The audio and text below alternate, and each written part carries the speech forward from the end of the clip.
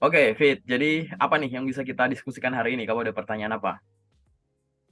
Yang pertama itu aku mau menanyakan kalau misalkan kita mau masukin dokumen ke perusahaan itu dokumen-dokumen seperti apa ya, Kak? Oke, dokumen yang dikirimkan pada saat melamar pekerjaan, gitu ya. Nomor satu, apabila dokumen yang diminta sudah disebutkan secara jelas oleh perusahaan di infolokernya, maka ikuti. Jadi terkadang kamu akan menemukan infoloker itu jelas, kirimkan ini, udah di list gitu. Oke, nah itu silahkan diikuti. Loker yang aku maksud itu tidak hanya loker yang sifatnya online ya, yang dikirimkan email. Kadang ada tuh yang disuruh walk in, tapi disuruh bawa apa-apa, udah di list gitu ya. Nah itu ikuti, oke. Tapi terkadang mungkin malah sering kali gitu ya. Di luar sana banyak sekali info loker, ya mungkin karena halamannya terbatas atau gimana, kita harus menafsirkan lebih terkait dengan dokumen yang harus dikirim. Oke, jangan mentranslate apa saja yang tertulis di situ saja. Takutnya ada dokumen yang terlewat. Contoh, silahkan kirimkan CV ke sini. Silahkan kirimkan CV dan berkas lainnya ke sini. Silahkan kirimkan berkas pendukung ke sini. Silahkan kirimkan lamaran lengkap ke sini. Silahkan kirimkan lamaran ke sini. Itu jangan ditranslate sesuai dengan bahasanya doang gitu. Oke. Hmm, Walaupun ibarat ini khususnya yang dikirim via email ya, gitu. Silahkan kirimkan CV ke sini. Nanti kalau ada orang yang satu kualifikasi dengan kamu sama hebatnya, tapi dia bisa sambil mengirimkan dokumen pendukung gitu ya. Itu ya ibaratnya ya udah itu kan sebagai bahan pertimbangan yang lain ya gitu loh. Karena di situ pun juga tidak ada larangan kan gitu. Asalkan tadi kamu juga harus membaca ketentuan semuanya. Ada batasan ukuran nggak gitu, ada batasan ini itu nggak, kalau nggak ada berarti kan nggak dilarang nih gitu kan. Jadi jangan, khususnya kebanyakan itu ya aku temukan yang via email gitu, jadi mentranslate apa yang tertulis saja gitu. Oke, jadi jangan semacam itu, jadi kirimkan aja. Nah, kalau ngirimkan dengan dokumen-dokumen yang lain emang nggak apa-apa, padahal di situ tulisannya silahkan kirimkan CV, tapi kita ngirimin CV dan yang lain ya nggak apa-apa. Nanti kalau misalkan yang dipakai cuma CV kan yang lain ya udah nggak kepake gitu, daripada nanti kamu kurang padahal sebenarnya nggak dilarang, padahal malah sebenarnya itu yang dimaksud kayak gitu. Oke, tapi misalkan gini, kalau misalkan akhirnya kita mengirimkan dokumen banyak gitu, apakah semua dokumen kita dikirim? Ya jawabannya enggak lah gitu. Dokumen-dokumen yang dikirim adalah dokumen-dokumen yang berupa CV dan pendukung CV. Aku sebut pendukung CV. Oke, CV itu berisi kumpulan perjalanan profesional kita. Nah, terkadang perjalanan profesional yang ada di elemen CV itu kayak pengalaman kerja, pengalaman organisasi, kepanitiaan, skill gitu ya. Jadi informasi-informasi penting di perjalanan karir kita yang tertulis di elemen CV, terkadang tuh butuh dokumen pendukung biar lebih jelas, atau biar lebih meyakinkan, atau buat validasi bahwa kita tuh memang tersertifikasi itu dan lain-lain. Itu butuh dokumen pendukung kayak gitu. Jadi tetap ya harus yang relevan. Lalu dokumen-dokumen apa yang bisa dikirimkan kayak gitu. Ada beberapa variasi tergantung tadi tingkat kemampuan kamu ada di mana gitu. Kamu boleh mengirimkan tuh. Ini yang menurutku pribadi ya, yang powerful gitu. Lamaran bisa diganti dengan cover letter ya, lamaran atau cover letter, terus CV atau resume, lamaran, CV, yang ketiga adalah portofolio gitu. Kamu bikin portofolio lampirin aja. Udah. Ini dokumen tersimpel dan powerful karena ada portofolio kayak gitu. Ini kombinasi pertama. Oke. Kombinasi yang lain. Lamaran, CV, ijazah, transkrip boleh. Biasanya teman-teman SMA yang kayak gitu boleh. Teman-teman lulus kuliah boleh. Lamaran, CV, ijazah, transkrip, sertifikat-sertifikat pendukung boleh gitu. Sertifikat macam-macam. Ada sertifikat pendidikan, sertifikat pelatihan, sertifikat perlombaan, ya kan? Terus sertifikat apa lagi yang lain gitu. Boleh. Uji kompetensi tertentu kayak gitu. Kamu ikut TOEFL dan lain-lain gitu-gitu. Boleh gitu. Atau baik. yang lain lagi, lamaran, CV, ijazah, transkrip, sertifikat, foto, boleh. Kalau misalkan biasanya foto itu untuk kamu ngirim yang hubungannya dengan frontliner CS, teller, pramugari, sekretaris, aspri, resepsionis gitu-gitu. Itu boleh gitu. Jadi boleh. Aku akan menyarankan boleh menggunakan kombinasi mana saja Itu kan harus dicoba dulu nih ya, disesuaikan dengan loker yang kamu incar. Dan harus diuji. Kita nggak bisa bilang lamaran CV portofolio itu lebih baik daripada lamaran CV jasa transkrip sertifikat, Kak. Ya masing-masing orang beda gitu. Oke. Yang penting diuji. Nah, batasannya di mana? Batasannya adalah tadi nomor satu. Dia, ini aku masih ngomongin yang ngirim via email ya. Dia tidak melanggar aturan umum pengiriman dokumen yang kita udah tahu lah, yang walaupun nggak tertulis. Mungkin ada yang tertulis, misal ukuran filenya, nama filenya, terus lampiran JDI satu PDF nggak lepas satu-satu gitu ya. Gitu. Dan yang terpenting adalah kalau tidak diminta secara jelas di awal, tidak usah mengirimkan dokumen pribadi. Dokumen pribadi itu misalkan tuh kayak KTP, SIM, paspor, KK, akta lahir, BPJS gitu ya, NPWP Iya. gitu, itu nanti aja itu. Di awal nggak butuh itu semua gitu. Tapi itu dokumen yang barusan aku sebut, boleh kamu siapkan kalau kamu datang walk-in interview, dalam arti dibawa dalam bentuk print atau dalam bentuk file yang kamu simpan. Walk-in itu bisa langsung datang ke kantornya atau datengin job fair ya, kayak gitu. Karena di job fair kita nggak tahu dia butuhnya apa. Mending dokumennya kita yang dokumen umum sampai dokumen pribadi kita bawa. Beberapa lembar, misalkan beberapa duplikat kamu copy gitu kan. Datang ke job fair. Ini kan Juni nih. Juni, biar teman-teman yang nonton sampai video ini, sampai menit ini tahu ya bahwa kita bikin di Juni 2023 dan di bulan ini juga job fair banyak banget seluruh Indonesia gitu. Jadi misalkan kamu mau ngedatengin kayak gitu, boleh di siapin untuk job fair offline kayak gitu. Nah, ini adalah kombinasi dokumen yang bisa kamu siapkan via email. Oke, aku sejauh ini tuh bahas panjang ini tuh baru via email. Kenapa? Karena email tricky banget gitu ya. Email itu tricky banget. Banyak yang aku temukan itu mengirimkan sesuai dengan yang ditulis, padahal yang nggak dimaksud nggak cuma itu aja gitu. Silahkan kirimkan lamaran ke sini. Masa yang dikirim cuma surat lamaran? Kan bukan itu. Yang dimaksud itu adalah Iya. berkas lamaran. Lah, berkas lamaran apakah sama dengan surat lamaran? Kan enggak. Pasti surat lamaran dan yang lain dong. Nah, kayak gitu loh contoh simpelnya gitu. Jadi kita harus pahamin itu ya. Terus gimana kalau ngirimkan lamaran kerja lewat platform lain? Misalkan job portal, job street dan yang lain gitu. Jadi sesuaikan gitu. Kan kalau di sana kan cuma klik apply. Berarti apa Iya, yang betul. harus disiapkan? Nomor satu, jelas CV yang kamu unggah di job portal itu. Yang kedua, kelengkapan informasi di pembuatan akunmu itu loh. Gitu. Kan kalau bikin akun kan harus lengkap juga gitu. Karena Iya. apa? Kamu tidak akan direview dari CV yang kamu unggah aja, tapi profilmu itu. Begitupun job portal yang lain. Sama misalkan LinkedIn. LinkedIn ini sosial media yang ada fitur job portalnya. Itu juga sama. Walaupun kalau kamu klik yang di atas menu job ya, yang easy apply, kan ada yang cuma lampirin CV, kadang ada next next langsung apply, kadang ada yang next next ada pertanyaannya gitu-gitu kan. Itu juga disesuaikan sesuai dengan jalurnya tadi. Tapi ingat, tidak hanya kelengkapan yang diupload atau diisi tadi. Ada apa ya, kelengkapan akunmu. Akun LinkedInmu juga harus bagus gitu. Jadi di sini harus menyesuaikan itu gitu. Ngelamar kerja via website perusahaan. Banyak website perusahaan kalau ngelamar kerja bikin akun dulu, ya enggak gitu. Itu juga sama. Dokumen yang kamu upload plus kelengkapan informasi di akun itu gitu. Bahkan untuk hal yang kecil, ada loh akun-akun yang disuruh bikin dikasih foto profil, nggak diupload gitu-gitu. Ya gimana? Jadi lengkapi dulu. Pokoknya yang sifatnya bikin akun, mau di job portal, mau lewat website, lengkapi dulu akunnya. Setelah itu upload dokumennya. Setelah itu cek, cross check dulu, cek ulang gitu ya. Cek berkali-kali dulu udah siap baru apply. Kayak gitu. Oke. Apalagi misalkan nih, misalnya kemarin ada rekrutmen bersama BUMN, itu juga sama kan gitu. Detail, macam-macam harus pas. Bahkan harus presisi gitu. Nama jurusan beda aja kadang udah nolak gitu-gitu. Nah, semacam itu. Jadi kalau semua itu udah kamu pahami, artinya apa kesimpulannya? Dokumen pendukung variasinya ada banyak, bergantung pada kebutuhan posisi dan kualifikasi kita dan channel atau jalur yang kita pakai tadi gitu. Kadang ngirim A doang, kadang ABC, kadang ABCDE, ABCDFG gitu-gitu. Nah, itu adalah jawaban komplit ya terkait dengan dokumen yang harus dikirim. Mana yang powerful? Nggak ada yang tahu. Orang satu jurusan, satu angkatan, satu kampus, IPK-nya sama gitu. Performa dokumennya bisa beda-beda gitu. Makanya harus kamu uji, dicoba aja dulu. Yang penting tadi ya, gitu. Penting kaidahnya semacam tadi. Kalau lupa nanti videonya ditonton dari awal.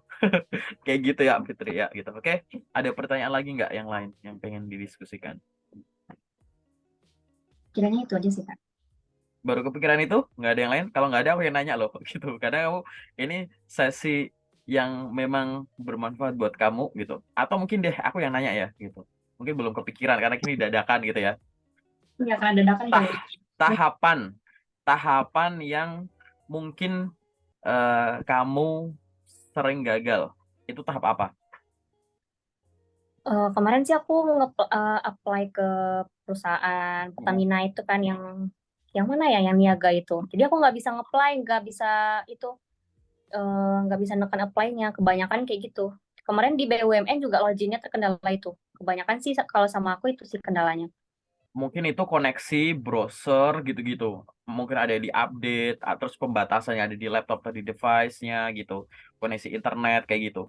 Karena masalah-masalah tadi misalkan kendala-kendala tadi itu kadang tuh Oh, suka muncul. Aku ngomongin yang BUMN dulu ya. Itu kadang ada di FAQ-nya mereka gitu. Jadi buka websitenya terus ada frequently asked question di situ ada. Berarti kalau ada kendala di ini kenapa gitu. Karena itu kurang ini ya, masing-masing orang itu nggak sama gitu. Jadi kurang detail kalau kamu nggak ngecek di situ dan bisa ditanyakan ke CS-nya kan kalau ada kendala yang solusinya nggak ada di situ gitu. Tapi kalau yang barusan kamu nyebut Pertamina dan lain-lain itu masalah teknis juga gitu. Ini nanti kita cek aja gitu kan. Maksudnya nanti bisa sih detail lah kita bahas itu. Tapi maksudku bukan gara-gara dua ini, seluruh.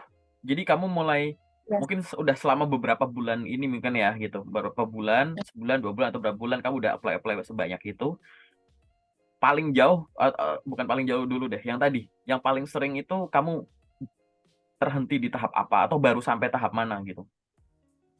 Dalam pengisian data seperti misalnya kayak gini, pertanyaan-pertanyaan dari beberapa perusahaan kan itu berbeda-beda ya pertanyaannya, kayak kamu ditanya gaji berapa, terus itu kan Heeh. langsung tuh dikasih tahu pertanyaannya. Jadi aku terkendala itu sih sama menjawab pertanyaan-pertanyaan dari blog-blog kayak gitu. Oke, kalau yang tahapnya kamu pernah sampai psikotes belum? Pertama kali nih yang tadi Sampai interview udah belum? belum, Belum. Berarti belum. tahapan yang terjauh yang kamu pernah rasain adalah psikotes, ya enggak? Iya, Gitu. Kendala yang sering kamu hadapi di administrasi, gitu. Berarti ya. ya, Oke, aku jelasin dulu berarti intinya kan begitu. Pertama, terkait dengan eh administrasi tadi gitu. Balik lagi, kelengkapan dokumen itu ada dua faktor nih. Jadi dari faktor kamunya dan dari faktor perusahaan. Dari faktor perusahaan itu pasti mereka akan mengirimkan dalam bentuk form tertentu dengan isian tertentu. Ada yang simple, ada yang maaf banget ribet banget, isinya banyak banget gitu, ya kan? iya, Gitu. Itu memang ada. Itu dari sisi sana kita harus menghargai itu karena masing-masing perusahaan punya eh, dokumen administratif yang harus dilengkapi selain lamaran kerja dan lain-lain yang di awal kamu kirim gitu. Jadi itu adalah yang dari sisi perusahaannya. Nah, tantangannya biasanya adalah satu, ada batas waktu pengisian. Itu. Yang jelas itu di situ ada batas waktu pengisian. Jadi kamu harus pahami dulu bahwa itu adalah target buat kamu. Yang kedua, kadang di linknya, di websitenya atau di apanya itu kadang sistemnya tuh lemot, kadang down dan lain-lain. Itu juga tantangan. Sehingga iya. jangan menunda kalau mau ngisi-ngisi begituan. Asal kamu udah waktumu luang, dokumenmu siap, dah diisi gitu. Itu dari sisi perusahaannya ya gitu. Nah, nanti ada dari sisi kamunya. Dari sisi kamunya apa? Satu, pengisian itu harus ngelengkapin dokumen-dokumen. Nggak usah eh, ribut ribet lama memikirkan lo kan itu kan udah aku tulis ngapain disalin lagi gitu. Oh, ngapain aku harus nyalin ini? Udah ikutin aja dulu gitu. Selama yang kamu lamar itu sudah kamu pastikan itu sesuai yang kamu pengen, lokernya masih berlaku, lokernya asli, ya udah ikutin aja prosedurnya gitu. Jangan mempertanyakan dulu karena ini masih tahap awal banget gitu kan.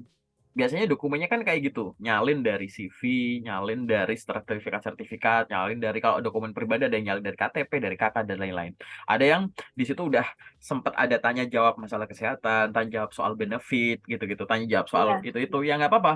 Kadang-kadang ada psikologi tertentu gitu-gitu yang kamu harus menilai dirimu sendiri terkait dengan preferensi kamu sendiri, hobi dan lain-lain gitu. Ya nggak apa-apa, diisi aja semuanya yang ada. Diisi gitu kan.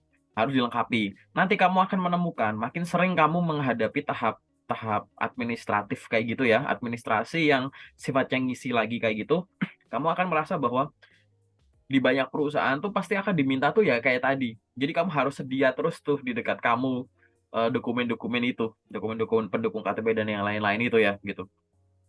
CV dan lain-lain itu juga harus standby ada gitu, harus diisi. Nah, kamu juga harus melihat bahwa kadang ada kelengkapan dokumen yang satu perusahaan itu minta, tapi perusahaan lain itu enggak gitu. Jadi barangkali ada gitu kan, gitu. Itu boleh gitu. Ada yang misalkan minta eh, sekalian dilampirkan sertifikat akreditasi kampus, sekalian dilampirkan waktu itu kayak hasil tes TOEFL gitu. Terus habis itu ada yang minta sekalian dilampirkan, dikirimkan eh apa itu namanya? Print buku tabungan atau slip gaji terakhir gitu-gitu. Ada yang Gaji kayak gitu. terakhir ya. Ya, itu suka ada yang kayak begitu. Itu kan nggak semuanya minta itu kan ya gitu. Tuh, Heeh, ada yang diminta benar. untuk dilanjut, terus ada yang diminta ngelampirkan em, apa namanya? Cek kesehatan gitu. Itu juga ada gitu. Gitu. Padahal ya semuanya enggak. Jadi ada yang nanti sifatnya kamu, oh biasanya kalau ngisi administrasi tambahan ya ada yang begini, ada yang enggak gitu. Nah, ini ada yang dia mintanya di awal, ada yang dipecah jadi dua, ada yang di awal sama yang di akhir tuh. Kalau nanti kamu udah mendekati tanda tangan kontrak tuh ada yang dimintanya di situ gitu. Jadi nggak apa-apa disiapkan. Nah, ini baru dari sisi tantangan menyiapkan dokumennya. Tapi tadi kalau kamu mengaksesnya online begitu, begitu kamu ada kendala gitu dan kamu browsing-browsing di mana-mana nggak ada, jangan pasrah, kamu nanya langsung ke pihak rekruternya atau ke perusahaannya. Kamu capture gitu. Mohon informasi pada saat saya mengisi form ini, pada bagian ini, kenapa kok munculnya semacam ini? Kasih capture-nya gitu. Kirim ke mereka, nggak apa-apa gitu. Itu boleh. Boleh balas dengan cara balas email itu, boleh dengan cara di DM ke waktu itu ada kayak yang ke rekruternya, ada yang ke IG rekrutmennya gitu-gitu. Ada gitu. Saya ada kendala ini gimana gitu. Tapi ada capture-nya. Jadi orang kalau suruh bayangin susah gitu. Tetap dikasih nggak apa-apa gitu. Tapi balik lagi, biasanya masalahnya tuh device-mu atau koneksi internetnya gitu. Mungkin bisa dicoba-coba. Atau pengisiannya bisanya gini, itu pakai HP gitu. Terus kalau begitu lewat pakai laptop bisa gitu-gitu. Nah, ini juga dicoba-coba juga. Nggak bisa lagi pinjem laptopnya temen gitu. Kalau udah nggak bisa semua, ya udah gitu. Sebenarnya cuma itu dulu sih gitu. Nanti kasus realnya gimana, punyamu nanti ceritain di sesi detail aja kayak gitu. Tapi sementara dari sisi pengisian semacam itu. Oke. Nah, Ini aku mau nanya Kak. apa? Boleh. Jadi kan gitu kan kalau kita mau cari kerja kan itu kan berbagai macam tuh link yang kita dapat untuk Hmm, mencari kerja. hmm, Nah, di saat kita mau ngisi kan, itu kan yang kita tahu itu link asli kan. hmm, Setelah kita isi tuh hmm. biodata kita, ternyata yang kita dapat itu eh apa namanya link kerjanya yang palsu gitu. Jadi data-data kita tuh gimana? Balik lagi. Sebagai seorang job seeker, dia itu Ya. harus memastikan dulu di awal ini tuh lokernya asli, ini tuh lokernya masih berlaku, ini lokernya sesuai dengan yang aku pengen, dan lokernya aku sesuai kualifikasi. Urutannya pasti gitu. Jadi jangan klik klik klik klik dulu baru cross check. Itu maaf nih, kebiasaan job seeker kayak gitu sekarang. Dulu-dulu jujur ya, dulu-dulu tuh aku nemuin momen yang enggak kayak gitu. Tapi nggak tahu ya, beberapa tahun ini tuh banyak yang semacam itu. Mungkin saking mudahnya kali yang lamar atau dapetin info loker. Jadi tinggal klik klik klik, oh ini sesuai, klik next next next, klik klik klik klik klik. Nah, iya. Begitu ada panggilan tes, begitu ada panggilan nih disuruh ngelengkapin berkas atau panggilan psikotes baik online atau offline, terus panggilan interview baru bingung, baru nanya, "Kak, ini asli apa enggak?" Lo kebalik gitu. Harusnya tuh cek dulu baru ngelamar. Bukan asal ngelamar begitu dipanggil bingung, ini valid apa enggak, asli atau enggak. Itu jelas kebalik gitu. Kenapa? Itu udah terlanjur dikirim dan kita nggak tahu. Kamu nanya sama aku pun aku nggak bisa jawab. Itu dokumen kita nyasar atau nyangkut di loker palsu mau buat apa ya? Aku juga nggak tahu gitu. Yang kita tahu adalah nebak-nebak kemungkinannya. Data-data kita diperjualbelikan, ntar tiba-tiba ada yang WA atau ngechat kita, nelpon kita dari pinjol ilegal lah, dari akun-akun judi lah, yang penipu-penipu yang nawarin apa namanya kerja paruh waktu lah dan lain-lain gitu. Ya, Bisa apalagi itu sampai nomor KTP kita kan yang dimintanya. ya kayak gitu. Ya makanya tadi Mm-mm. balik lagi gitu. Kalau itu belum terjadi ya jangan sampai. Makanya cross check dulu. Kalau nggak tahu nanya. Nanya itu dua, bisa nanya sama orang, bisa nanya sama Google gitu. Nanya sama Google jangan cuma website gitu. Cek dulu gambar, cek dulu video ulasan, barangkali udah pernah ada yang bahas. Cek di forum-forum komunitas udah ada yang bahas gitu. Kalau nggak tahu tanya orang yang tahu. Ya kamu tanya sama aku, tanya di grup locker bisa, tanya sama yang lain boleh gitu. Bahkan tanya langsung ke rekruternya boleh. Misal nih, kamu lihat ada link, ada info locker yang ngaku-ngaku jadi PTA gitu. Ya Ya. kamu boleh itu dikirimin ke HR-nya gitu, ke HR yang ada di LinkedIn. Selamat siang Bapak atau Oh, Ibu, saya memperoleh info locker semacam ini. Apakah lockernya ini valid? Kalau nggak DM ke ininya, akun IG-nya. Aku sering tuh nanya lewat IG perusahaan tertentu gitu. Ini asli atau enggak gitu. Kalau ke LinkedIn boleh nggak? Boleh. Kalau ke LinkedIn misalkan kamu harus connect dulu nerima susah, dia kan ada mm. postingan tuh. Ya udah di kolom komentar aja kamu nanya gitu. Gitu. Bahwa ini valid atau enggak gitu. Jadi cross check-nya ya langsung ke rekruternya dari perusahaan tersebut. Nanti dia yang akan validasi, oh ini valid, oh ini palsu gitu-gitu. Kita harus sampai level itu. Jadi apa kesimpulannya? Jangan terbalik. Karena aku sendiri pun nggak tahu itu bakal diapain. Balik lagi, yang aku tahu mungkin potensinya diapain. Bisa nggak diapa-apain, bisa tadi disalahgunakan. Dengan eh, berbagai kemungkinannya gitu. Oke, Oke, apalagi yang pengen kamu tanyakan? Yang sifatnya general atau umum yang masih bingung? baru pikiran yang itu sih. Itu ya, oke. Eh, ini masukan dari aku yang terakhir adalah tahap yang kamu pernah hadapi itu baru sampai psikotes. Kamu belum pernah merasakan Ya, interview. benar, Artinya, benar. kamu benar-benar harus perbaiki tidak hanya CV-mu, tapi dokumen pendukung, tapi caramu ngelamar, tapi juga caramu main sosmed. Gunakan sosmedmu untuk branding kemampuan kamu, gitu. Sosmed paling simpel itu apa? Ya LinkedIn. Kamu pakai LinkedIn jangan cuma dipakai untuk nyari kerja. Bikin postingan yang rutin soal bidang kamu. Biar orang tuh yakin kamu tuh jago di bidang itu. Harus rutin, wajib.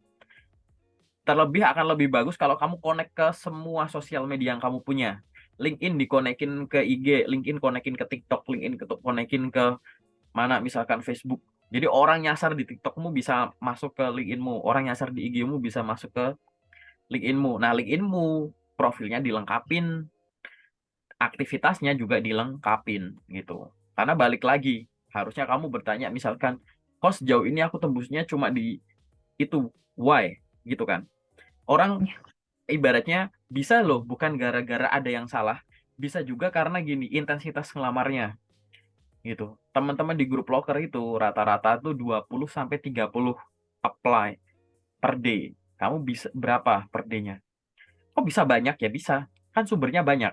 Dari grup WA aku, ditambah LinkedIn, tambah misalkan Jobstreet, tambah website perusahaan, tambah apa gitu.